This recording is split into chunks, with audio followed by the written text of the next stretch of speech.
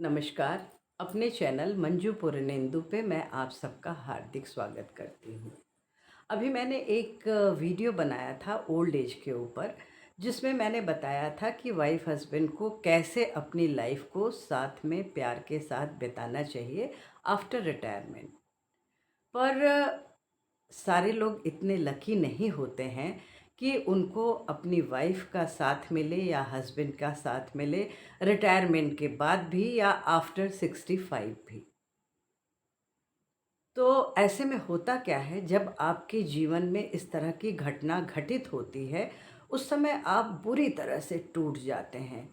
ना आपको दिन की खबर होती है, ना रात की खबर होती है, ना आपको खाने का ख़्याल होता है, ना आपको भूख लगती है, ना आपको प्यास लगती है, ना आपको ऐसा फ़ील होता है कि शाम हो गई है, चाय का टाइम है, मुझे चाय भी पीना है। इससे होता क्या है, धीरे धीरे धीरे धीरे आप बहुत कमज़ोर होने लग जाते हैं या लग जाती हैं। तो सचमुच बताऊं, अगर आप बहुत कमज़ोर हो जाते हैं, बीमार हो जाते हैं, तो कुछ दिन तो लोग आपका साथ निभाएंगे, उसके बाद सभी आपका साथ छोड़ देंगे। ऐसा नहीं है कि आप उन्हें अच्छे नहीं लगते हैं या आपको आपकी कंपनी उनको पसंद नहीं आती है, ऐसा कुछ भी नहीं होता। सच बताऊं, एक एज के बाद सबके साथ कुछ न कुछ परेशानी तो होती ही है। तो इंसान क्या चाहता है कि मैं अगर किसी के साथ टाइम स्पेंड कर रहा हूँ तो या कर रही हूँ, तो मुझे थोड़ी सी खुशी मिले। वो भी दुखी, आप भी दुखी, पूरे टाइम वही दुख की बातें, वही रोना गाना, वही पुरानी पुरानी पुरानी पुरानी बातें आप निकाल निकाल के सबके सामने करते रहेंगे ना, तो लोग आपसे कटने लग जाएंगे। सच बताऊं, कोई दुनिया में बहुत खुश या पूरी तरह से सुखी नहीं है। भगवान ने जितने भी लोगों को बनाया है, किसी को कोई दिक्कत है, किसी को कोई दिक्कत है, कोई लखपति, करोड़पति, अरबपति है, तो वो एक रोटी खा पाता है और कभी-कभी वो भी नहीं खा पाता है। आप सोच सकते हैं, इतना पैसा हो, इतना धन हो और आदमी एक रोटी खाने के लिए भी तरस जाए? नहीं, ऐसा कोई नहीं सोचता ना। हर आदमी ये सोचता है कि जब मेरे पास खूब पैसे होंगे तो मैं लाइफ़ को बहुत एन्जॉय करूँगा या बहुत लाइफ़ को एन्जॉय करूँगी।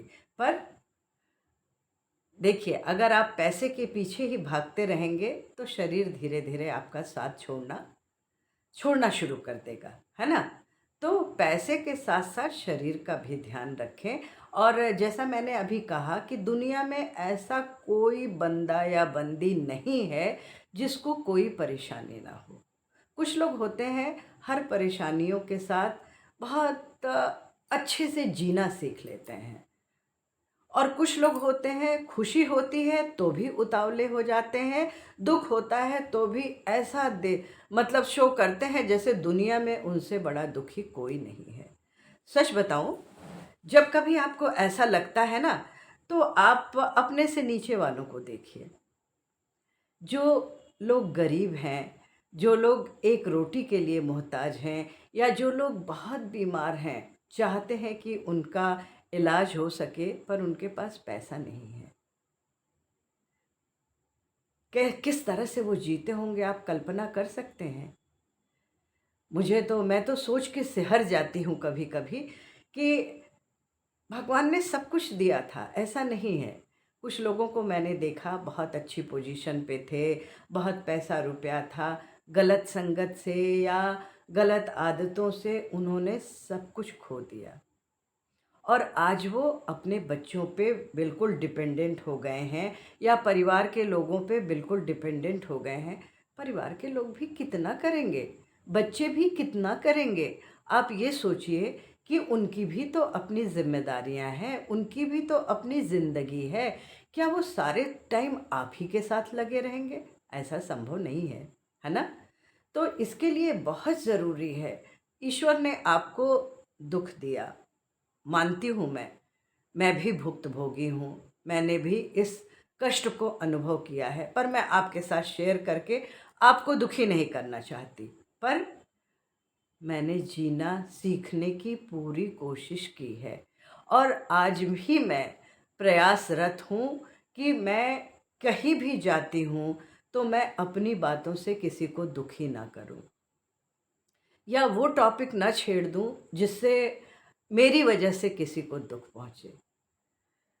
आज मेरे क्लब में एक डेमोन्स्ट्रेशन हो रहा था जिसमें कार्डियक अरेस्ट होने पे कैसे-कैसे प्रिकॉशन लेना चाहिए, कैसे आपको हार्ट का पंप करना चाहिए।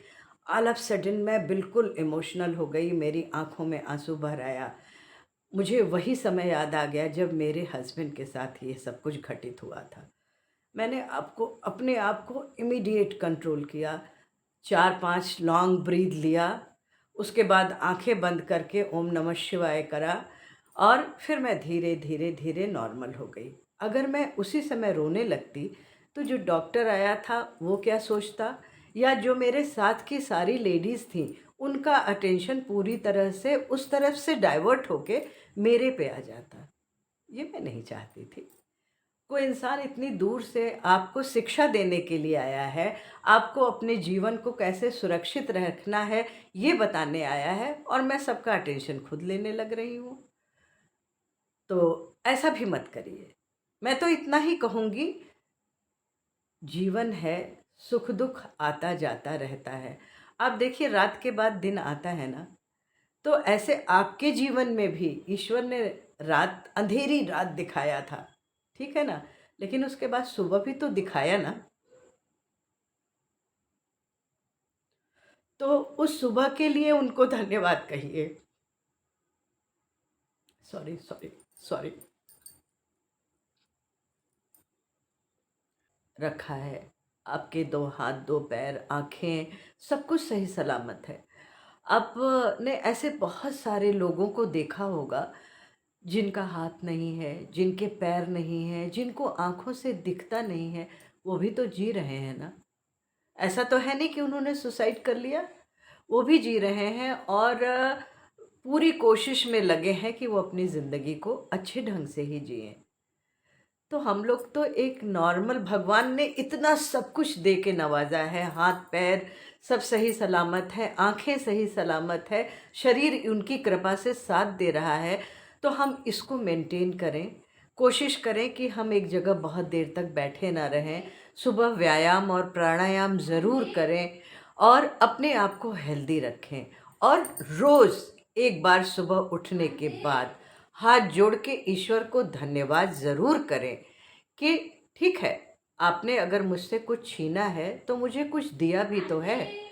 तो इस वजह से मैं उसके लिए ही आपकी ग्रेटफुल हूँ। Thank you so much. मिलती हूँ अगले वीडियो में।